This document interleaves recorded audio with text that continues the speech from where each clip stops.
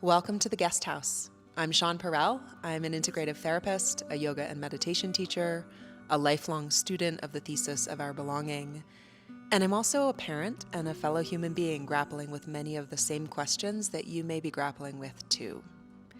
In these conversations, I'm turning to some of the folks I most admire, and together we're exploring the complexities and also the creative potential of being human in an era of radical change.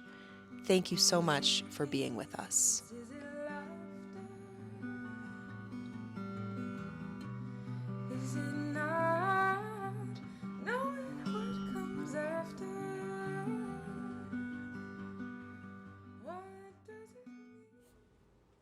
Hey everyone, Mother's Day is coming up soon. If you're looking for a way to make a mother in your life feel and look her very best, look no further. Cynthia Jones Jewelry in Santa Fe, New Mexico, owned by Cynthia Jones. Cynthia is a lineage artist and blacksmith, and she creates versatile, beautiful pieces for everyday wear. I am currently wearing her clock earrings. Between now and May 10th, you can get 20% off all of her must-have pieces for Mother's Day using the discount code MOTHER20. Happy Mother's Day. So my guest today is Tracee Stanley.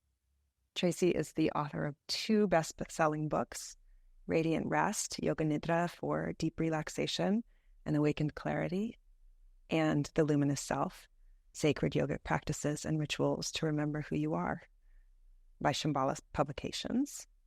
She's the founder of Empowered Life Circle, which is a sacred community and portal of practices, rituals, and tantric teachings inspired by more than 28 years of studentship in Sri Vidya Tantra and the teachings of the Himalayan Masters.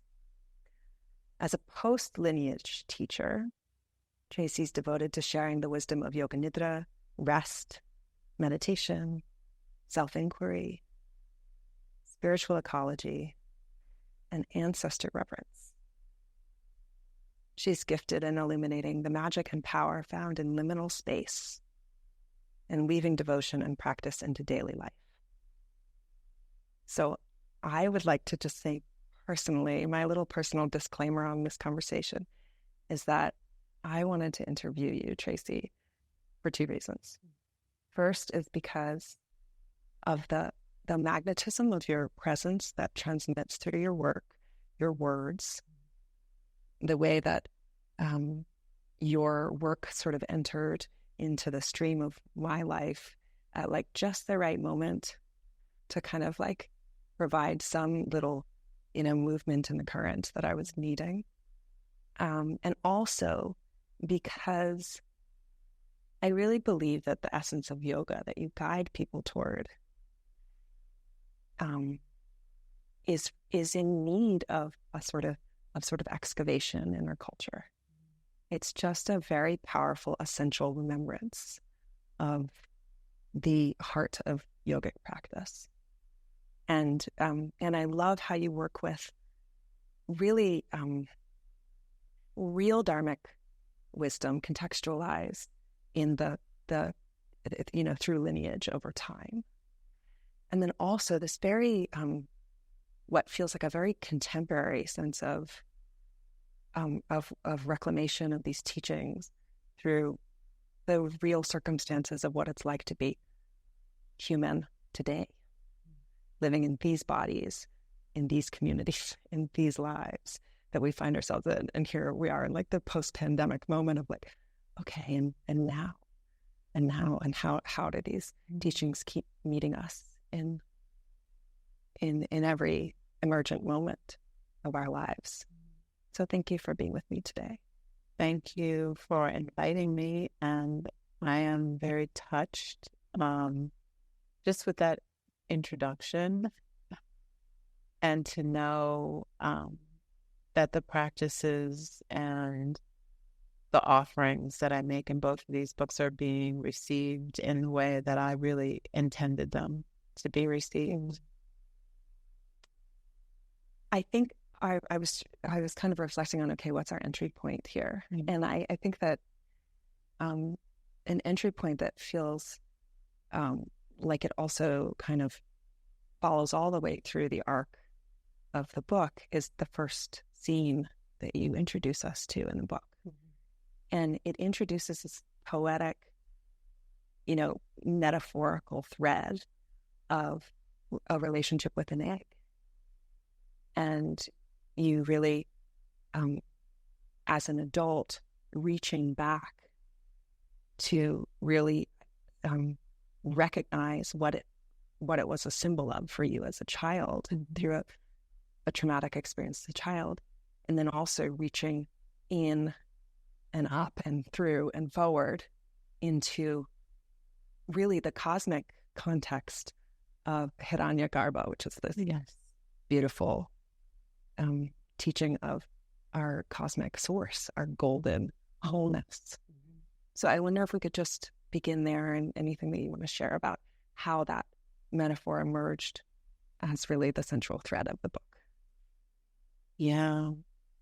What I think I realized when I had the moment of awakening of the importance of the egg in my life and in my childhood, and then I got to think about all of the practices that I had been doing, all the Tantric practices that somehow were asking me to go back to the golden egg inside the cave of my heart, and to see myself there as perfect and joyful and easeful.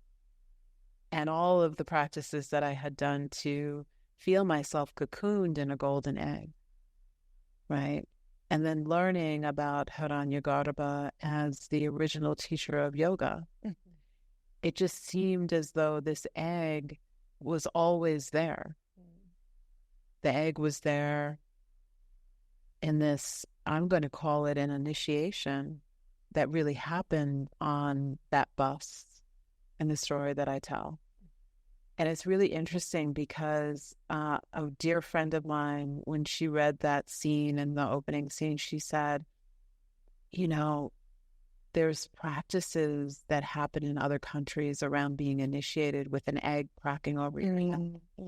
And who knows what power they were reaching back into, or what ancestral memory they might have been reaching back into in that moment, because I describe it as an initiation. And so to think about the cosmic egg, that it's been there all along, and that maybe that was the waking up point that started at 11 years old to lead me to yoga, because there was I think that a lot of times we're led to yoga and sometimes spiritual practices through some sort of pain or some sort of discomfort. And that kind of attack on the school bus with girls smashing eggs on my hair and in my face and all things, that became a moment of pain. That was something that I relived in many different ways until I started practicing yoga. And then I was able to start really reclaiming myself, my power back. It's one of the practices you share in the book is this sort of timeline of like tracing back the thread. Okay, when was the most recent time that I felt shame? And then when was the time before that? What was that? And then all the way back to like, what was the inception of this, of a belief? Right. What, and those moments, and it's so powerful that you opened the book with an instance of having been bullied and the reverberations of suffering and of self-abandonment that incident caused in your life, that were really the conditions of later being able to reach back and go, oh, this is the root that has to be healed from this place, right? Yeah. The wound is where the light gets in. That's right. And luckily I had tools that, like the timeline practice that I share, those practices of vichara, the practices of deliberating on something until you get to the essence of it, to be able to see, oh, this is where this began, and how something that, in my case, some people could say that it was traumatic, but that was a continuation of other forms of shame. And in some of the teachings, they talk about this as a vritti samskara chakra or a karma chakra, right? It's where that thought just keeps repeating itself over and over and over again. And eventually it starts to lead to things showing up in life to kind of prove to you that, oh yeah, that thought is correct, until we figure out that it's not. Mm-hmm. And it's one of the reasons why I wanted to start the book with the story, because I wanted to help people to anchor themselves in their own story, their own moment that they may have just given their power away, or they may have formed a negative thought construct, something that is still repeating itself, 40, 50 years later. And it's time for us to let that go, to investigate it, to work with a therapist, to work with a spiritual teacher, to really get to the root of it, because there are so many different ways in which to get to the root of it. But the practices that I share I feel like are little portals into kind of looking to see what needs to be excavated, and if it's possible for you to do it on your own, in your own practice, in community with other people, or if you need other support and help doing that. And the conditions were all there for you later in your life to arrive in a moment of a real, a truly authentic ritual of self-excavation, self-remembrance. I love in the book how in the Luminous Self, how in so many moments we're invited, instead of reaching outside of ourselves for ritual, to look within with where is the medicine in any given ritual for each of us. Yeah. And you talk about it in mind mapping and, in other practices that you offer in this book, but this quality of authenticity, of discovering, okay, what is the ritual that this part is needing to be attended to. Yeah. Thank you for naming that, because I do feel like each one of us has the antidote within us for the healing.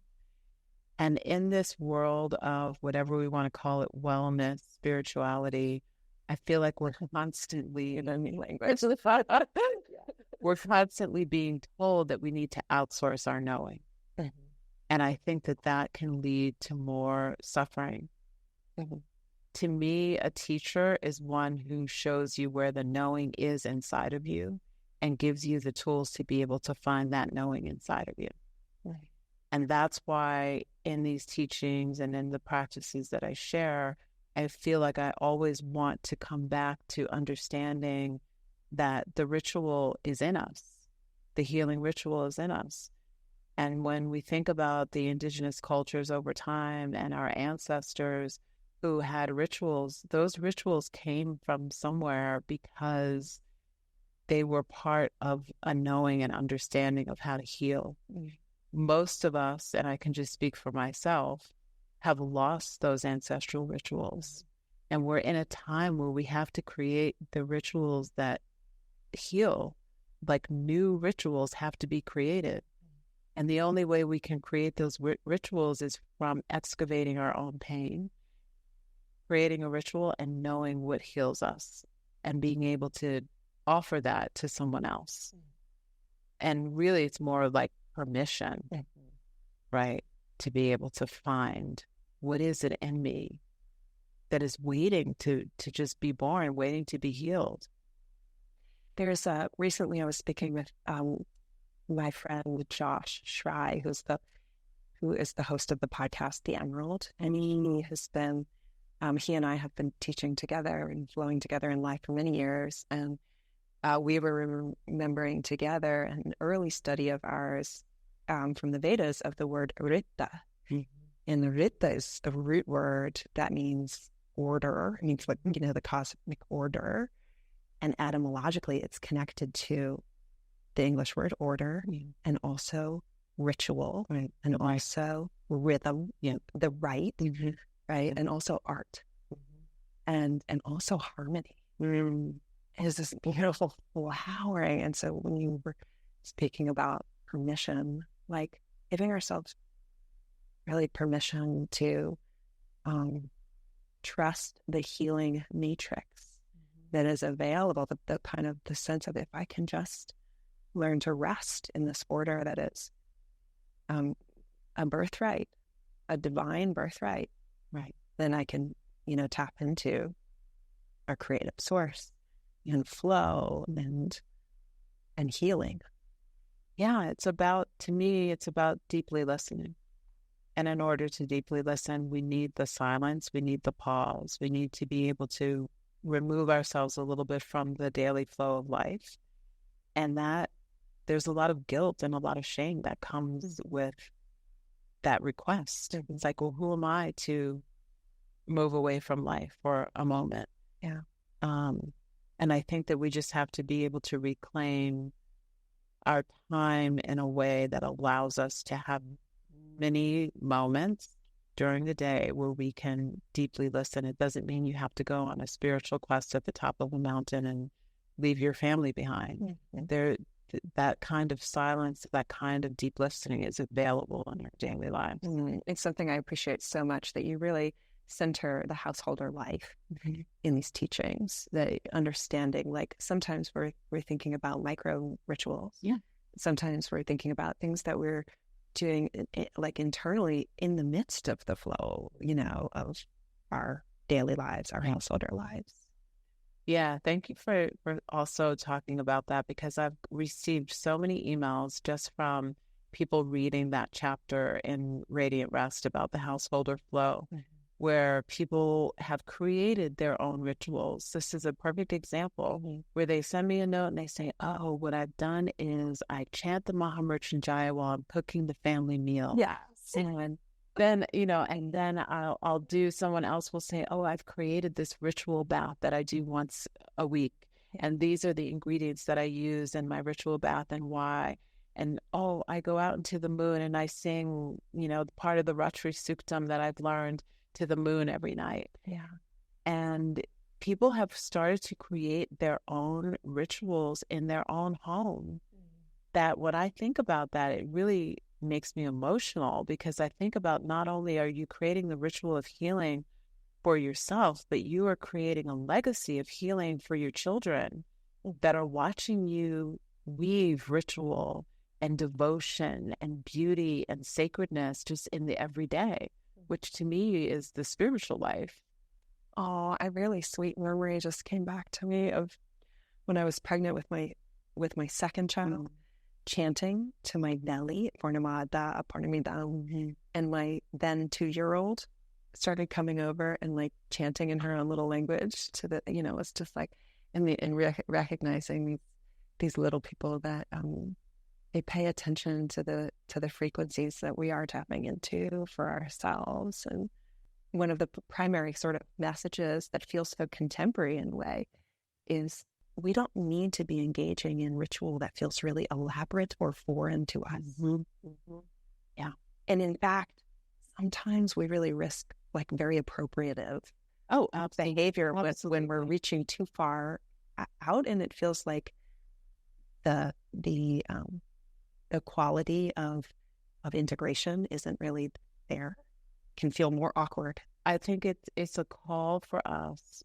Part of this, what we're talking about, is this idea of self-remembrance in all of these practices. Part of the remembrance is the remembrance of our own ancestors.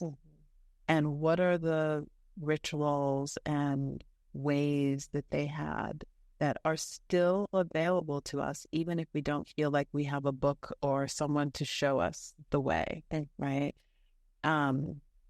I think it's really important not to appropriate rituals that you see or that maybe you've attended. Maybe you've been invited into a ritual.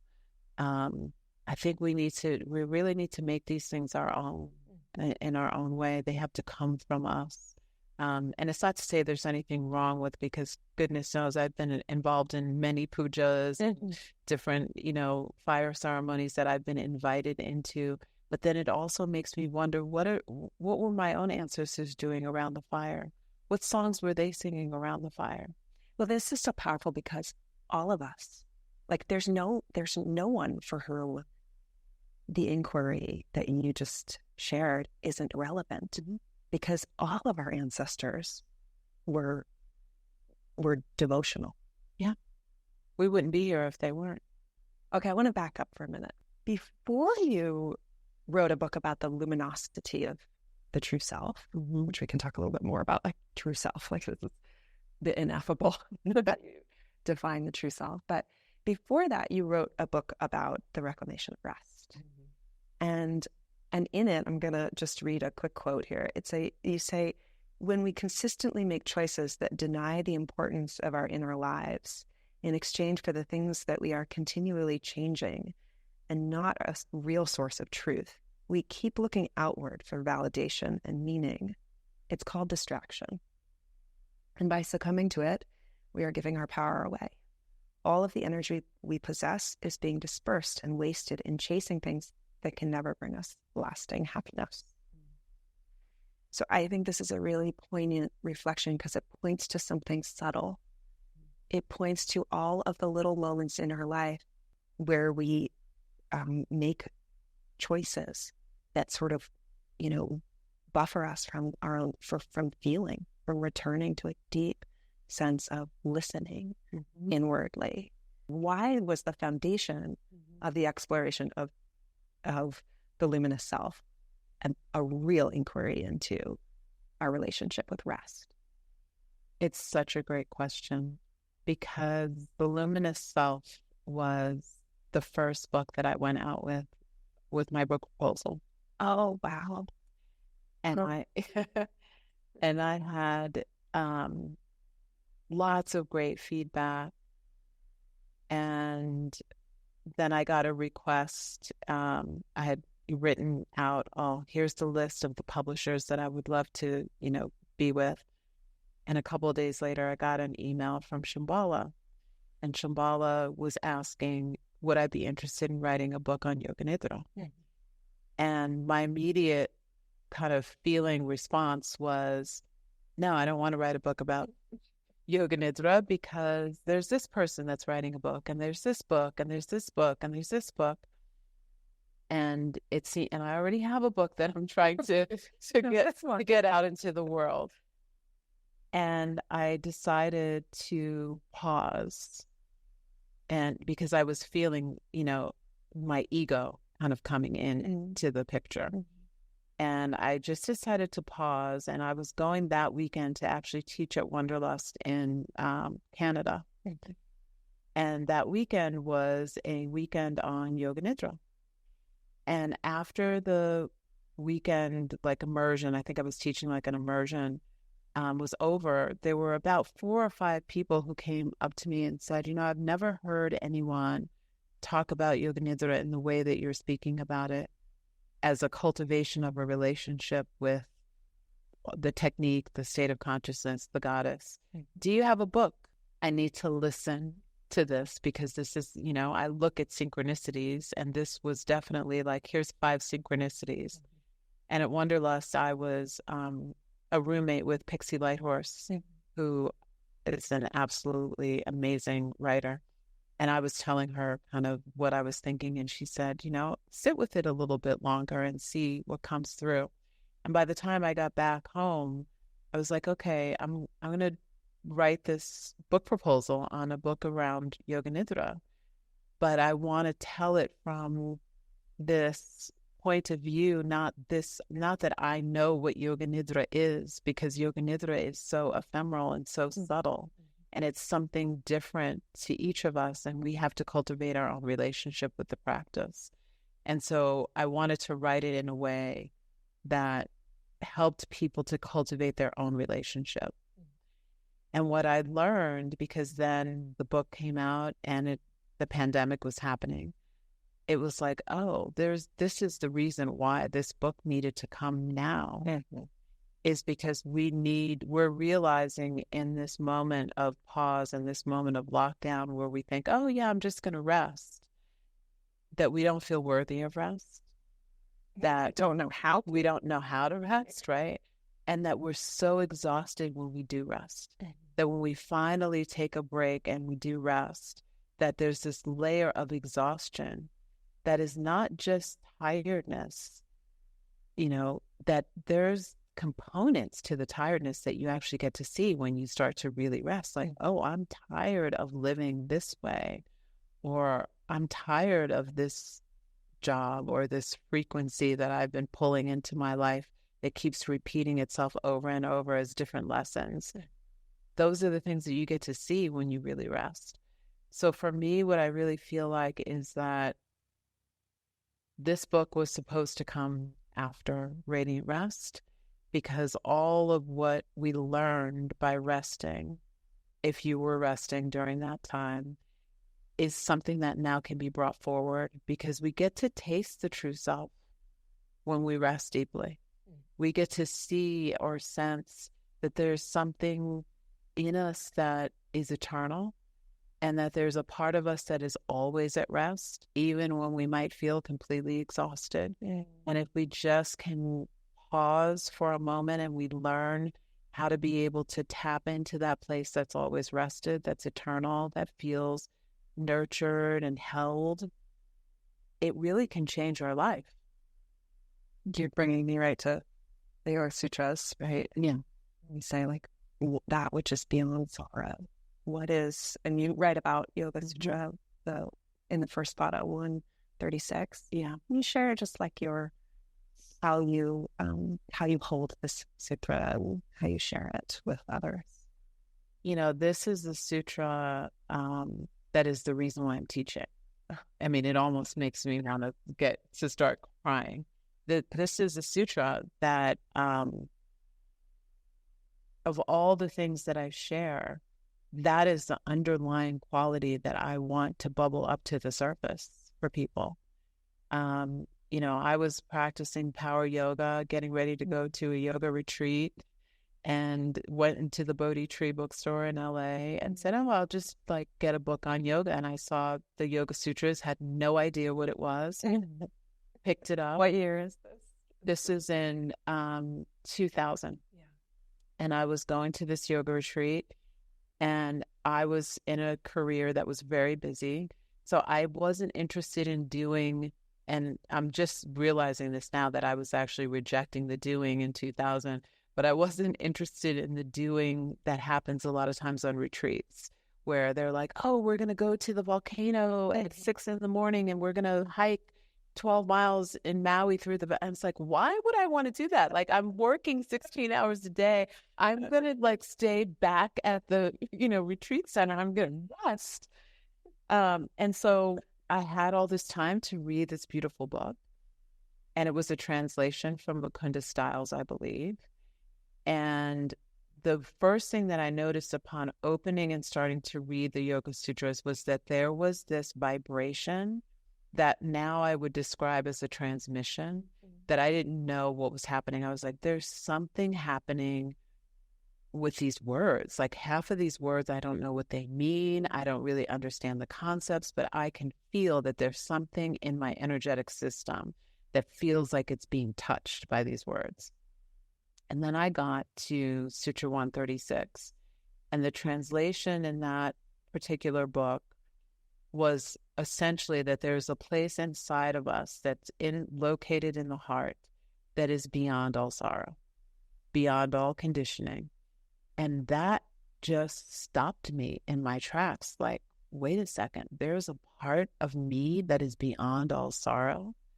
There's so many things I have to be sorrowful for, right? But there's a place in me that yoga is supposed to lead me to this place. So the first thing I thought was, wait, I'm not doing the right kind of yoga. No shade on Brian Kess, because I love Brian Kess. And in his own way, he was dropping in these things through the practice. But I was like, I need to understand the philosophy of where is this place that is beyond all sorrow. Mm-hmm. And that's what led me to Sri Vidya. Mm-hmm.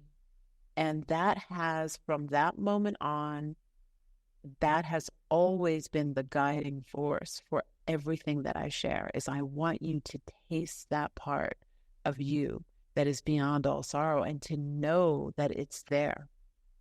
And to me, that's what led me to be a seeker. It's so powerful to have.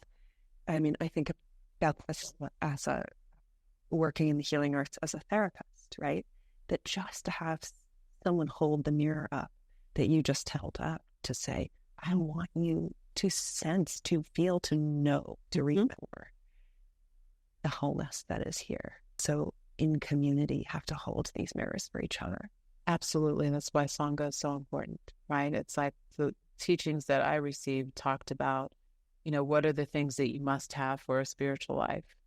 And one of them was you have to have Sangha. If you have nothing else, if you have no high teacher or whatever you want to call the guru, if you have no, teachings or wisdom or books to look at, that you have to have Sangha. Because the Sangha is the one that is going to reflect.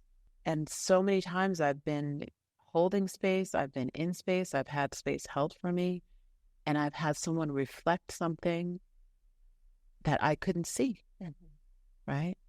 And that is the importance of community. And when we're in that space of Sangha, and we actually get to see ourselves reflected, I think one of the biggest things when I ask people, what did you learn by being in reflection with people?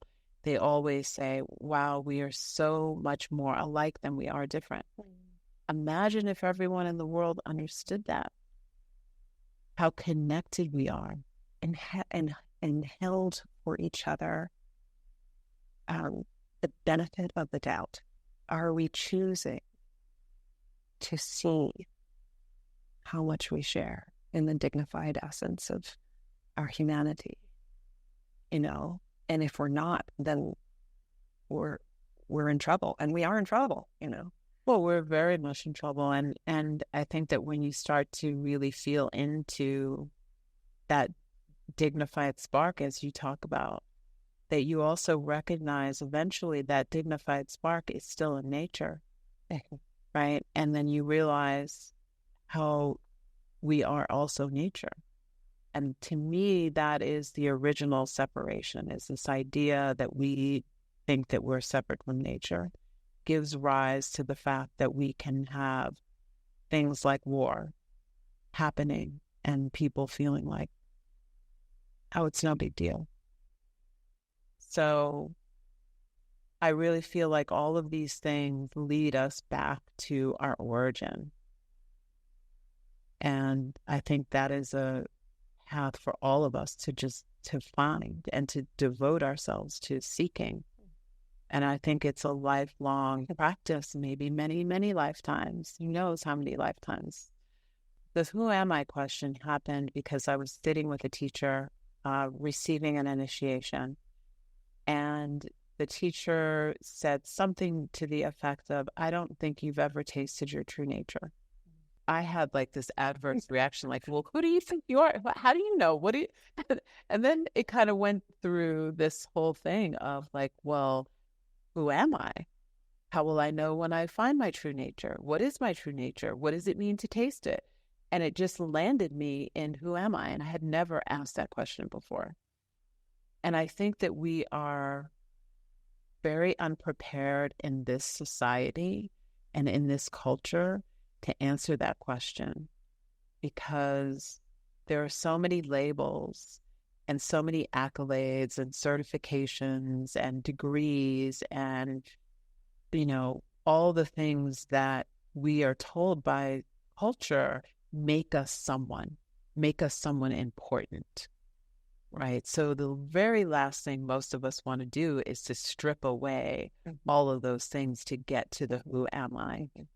And I think part of this understanding comes from this practice of neti, this practice of basically negating. And to me, it's like, well, let me start with something easier. Let me start with who am I not? Right? Because it's one layer. It's just a layer. It's just a title. It's just a thing that I can remove. And if I keep removing the layers, then I can eventually get to this place. And so what I started to do in my own inquiry, and then also with teaching and sharing with others, was this practice of asking, who am I not? And I felt immediately in my own practice how freeing it was. And I went to, I don't remember what year it was, but dear teacher Sally Kempton was co-teaching with one of my teachers. And then she led us in this practice where she wanted us to answer the question, who am I not? In community, in Sangha, in a safe space. And it was just such a beautiful, beautiful practice. And I was like, okay, I feel like I'm on the right track because I'm already asking this question of who am I not? So I think that, for anybody listening is maybe even just considering what label can you let go of that other people think you are, but you're really not, because we get these things heaped on us, oh, you're lazy. Oh, you're really this, or you're really that. Just think of one thing that you can just say, I'm not this thing, and I'm ready to let that go, and see how much lighter it makes you feel. And even noticing as you offer that inquiry, like, oh yeah, what belief have I internalized that maybe at some point would have served something, but no longer is. Yeah, absolutely. I think we all have those, right? It's like we maybe formed a belief or a way of being to protect ourselves in a certain way or certain circumstance. And I think it's one of the reasons why I love self-inquiry so much is that who I was, even 5 months ago, hopefully is different than the person that I am now. I've learned so much more. And I think the way that you've written the book is really beautiful because I do think there are so many different entry points. There's so many practices. There are so many points of, I love how you say see, sense, trust. Like, yeah, you can use this guided meditation, or you can just kind of sense into this, or you can kind of reflect on this from the standpoint of how can you work within a community context. Can you speak a little bit more about like just your intention around how you want this book to be, a tool, an integral tool for readers? That's a great question. What I would love for people to do is to kind of read the book front to back without having an agenda. Because I think sometimes we feel like, oh, I got to do this practice and I got to do this practice. It's like, just read the book and make little notes or, put in a little tab of, oh, this practice seems like something that could really help me. Like you can feel that it's something for you. And then go back and practice it. Practice it and really devote yourself to the practice for 40 to 60 days. And just notice what starts to shift for you. And then go back into the book and see, is there another practice that feels like it can be helpful right now? I did write the book in a certain comma of progression, that one practice will lead to the next practice, and there'll be an unveiling, hopefully, that helps you to continue to kind of move through the process. But any of those practices are such powerful portals that I really want people to listen to their own knowing, that if there's a practice that they're like, this is the one I need to start with, to go into that practice and then see where they are. And that just goes back to this idea that you were just talking about. It's like we're always going to be different and to be called into something else. And I really feel like this is the way that I wrote the book was with the hope that it's something that stays on your bedside table for a long time, or in your, library of go-to books for a long time, because there are practices that can be gone back to time and time again. It's not, I don't ever think that our practice is a one and done. The negativity tree practice in the book is a very good example of that. I've had people who've done that practice for 60 days and they're like, wow, I feel free of this, kind of negative aspect that I was working with, but there's something else that has come up and now I'm going to do the practice again for another 40 to 60 days. So yeah. Can you describe it briefly just for people peaked? So the negativity tree practice is one of those practices that I shifted from a practice that I was given. So I was given a practice many, many years ago. It was one of the first tantric practices that I received, which a lot of people may know as Papa Purusha. And the way that that practice was translated to me was dark man of sin. And the person who gave me that practice received that practice from his teacher, who was South African, and during the time of apartheid. Mm-hmm. So I always felt like this was a practice that, because of the name, it was right away kind of like, this feels like a barrier to entry for people. I did the practice and it was super helpful for me, but I wanted to create another version of the practice that felt like it was more accessible. And so the negativity tree practice is basically a practice where you kind of see a trait that you have that you want to release. We could say, let's say jealousy. And we see that as kind of a seed that has grown into a tree that has lots of fruit and lots of branches. And we basically use the elements in a practice that's known as Bhuta Shuddhi or Tattva Shuddhi. We use the elements to dissolve and purify the tree until we burn all the tree. We burn the roots, we burn the seeds. All the seeds become inert. The fruit becomes inert. There's nothing dropping to the ground anymore and giving any life. And so it's a really powerful practice that is based on Tattva Shuddhi, Papa Purusha. And I'm, definitely glad that I shifted the practice in the way that I did for these days, because I had so many people who I had practiced with in my Sangha for decades that said, I never did that sadhana because I never could get around this idea of this dark man of sin. Mm-hmm. And now I have access to the practice in a different way. So that's the negativity tree practice.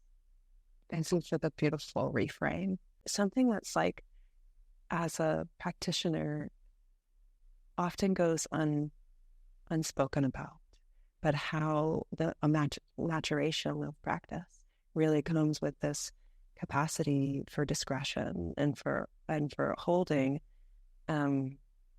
emergent truths, over time, and staying with them and seeing how they evolve. Thank you for naming that, because in this era of Instagram, I do feel that when people have an insight or an awakening moment or something magical that happens, a lot of times the instinct is, I need to share this right away, whether it's because I want the likes or I want to share it just because it was powerful for me and maybe it'll be powerful for others. There is a wisdom, as you just said, to holding things close. A lot of times if you share with too many people, and this, I received this teaching before there was such a thing as Instagram, but if you share with too many people, the experience starts to dissolve. Mm-hmm. And then we no longer kind of own the experience.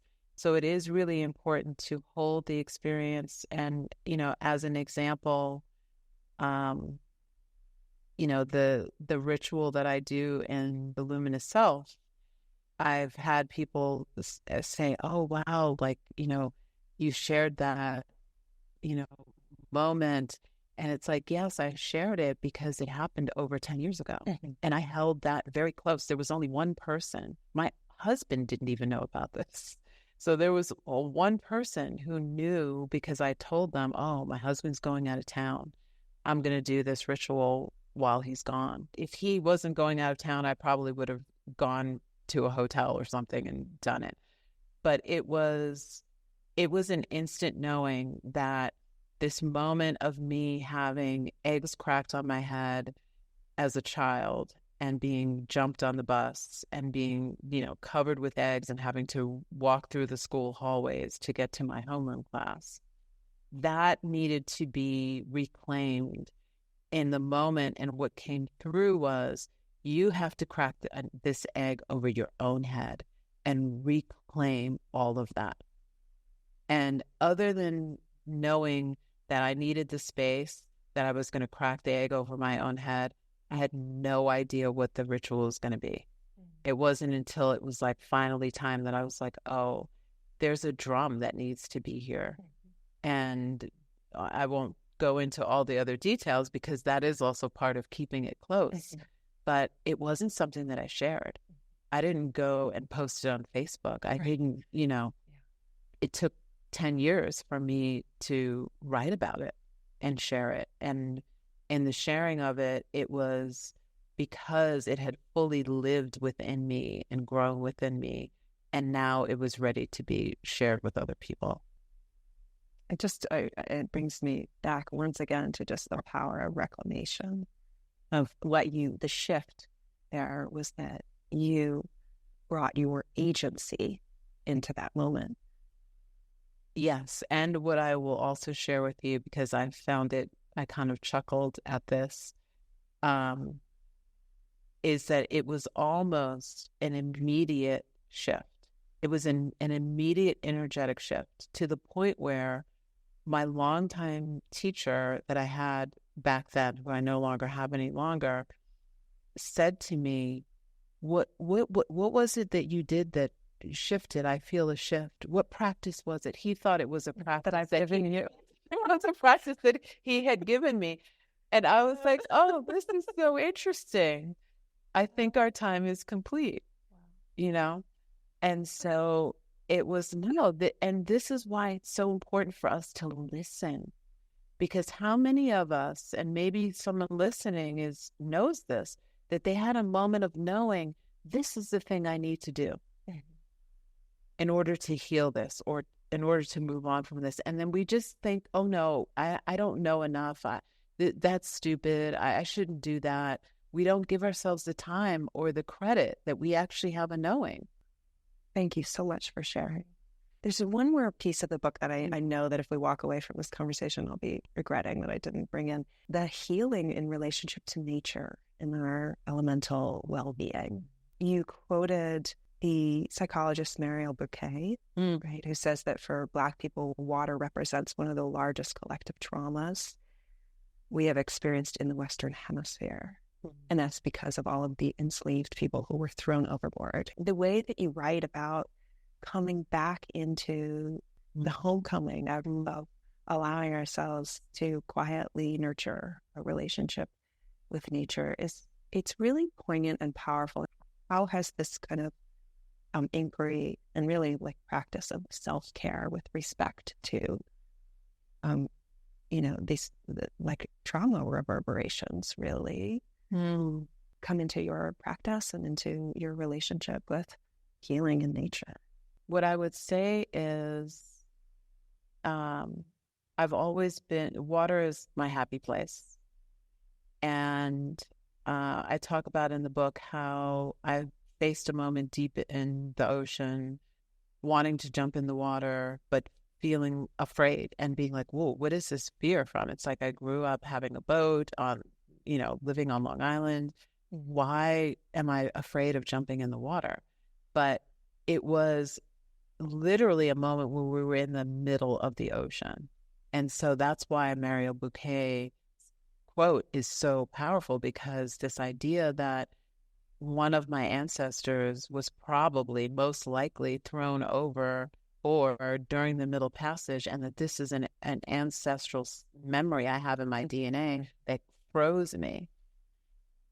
What I did back then was I felt like I needed to reclaim the relationship with the ocean. And one day I had seen somebody paddleboarding. They looked like were standing up on the water. And I thought, oh, that's what I need to learn to do to reclaim the relationship. And so I started to learn how to paddleboard. And then I found someone to help me learn to read the waves and surf the waves. And that was a very healing experience. Obviously, also very privileged to be able to have that experience, right? But it also was bringing in a bit of the ego of I'm going to power through vibe, right? Interesting. And so it was like, oh, I'm an athlete. I'm going to power through. And that's how it's going to happen. And it was very healing. But then what I started to learn as I continued to kind of explore this relationship with my practice of rest and my practice of kind of observing nature is that there's no powering through that was really needed in that. I had another experience where I had kind of dug myself really deep in the sand, and I was with a friend who's also a Yoga Nidra teacher, and we were guiding ourselves through the Yoga Nidra. And I started to listen to the waves and feel as though the waves were my breath. And I started to notice that the earth had a vibration.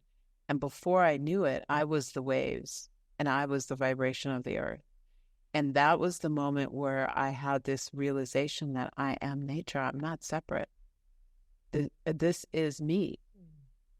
And so I think that it's really important for us to come back to just having a curiosity first of who am I sharing the land that I live on with? What are the beings that are here that are more than human? And how can I relate to them?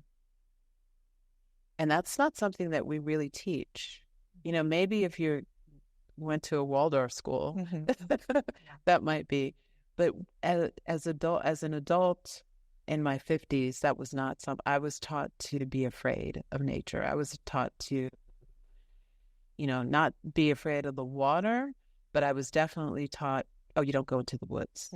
The forest is a scary place. There's only danger lurking in the forest.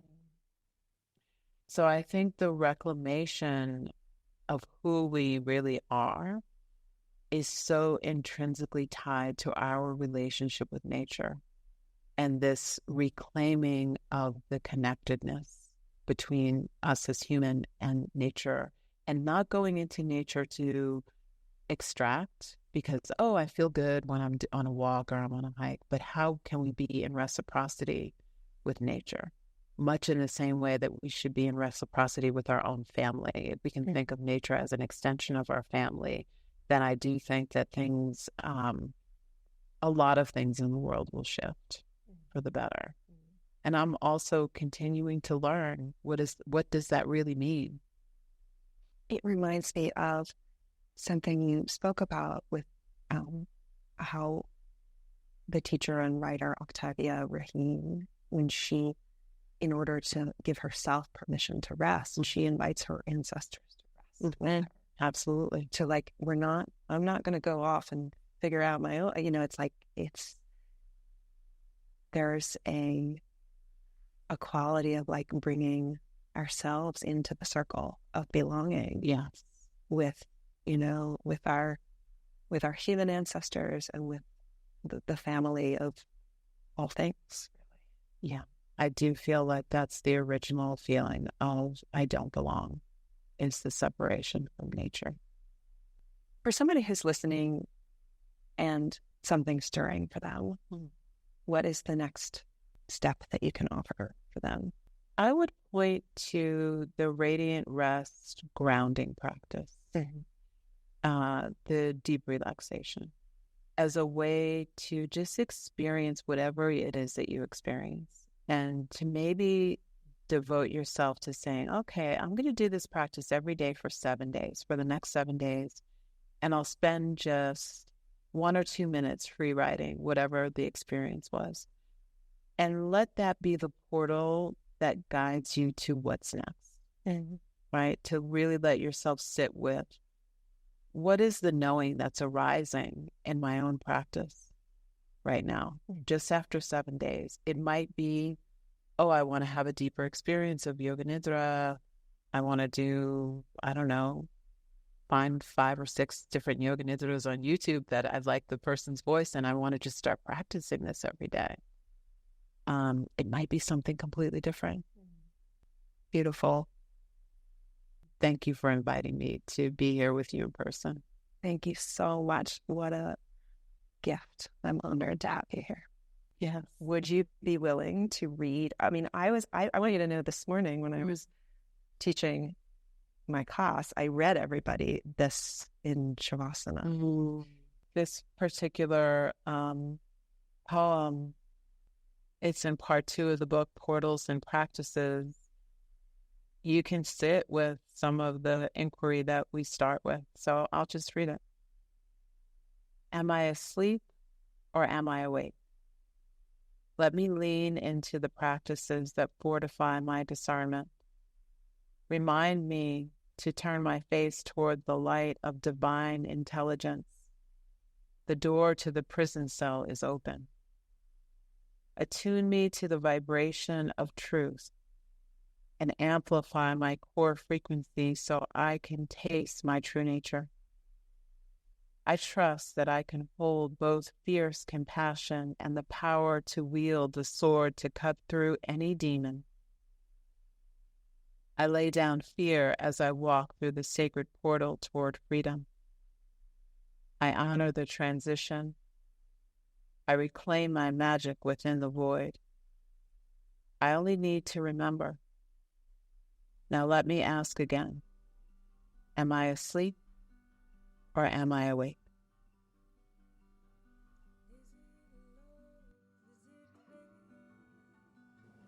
Hey friends, thank you so much for listening today.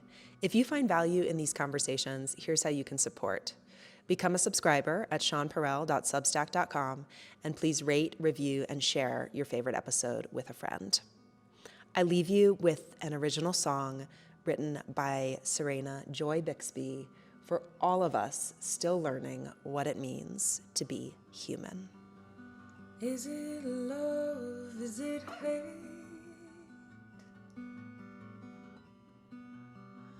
Grief or heartache, or what does it mean to be human?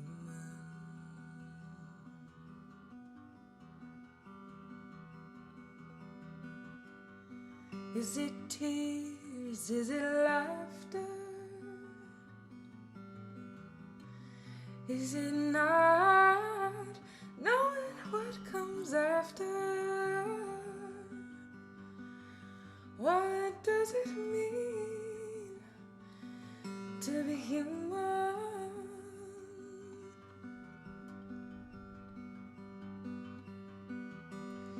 Well, I'm sure I don't know. This life, where it goes. The days come, the days go, and I'm still human.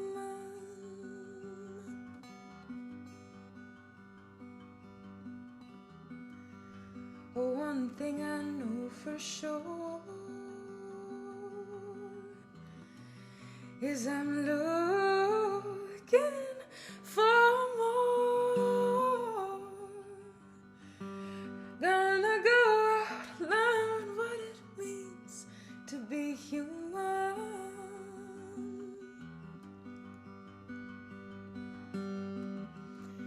I find the joy in the mess. Oh, I'm just doing my best. Oh, learning what it means being human.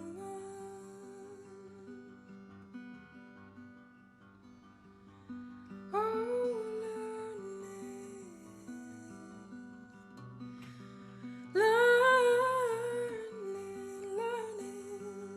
what it means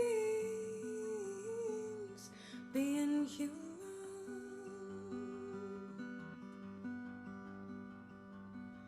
I'm learning. Oh, learning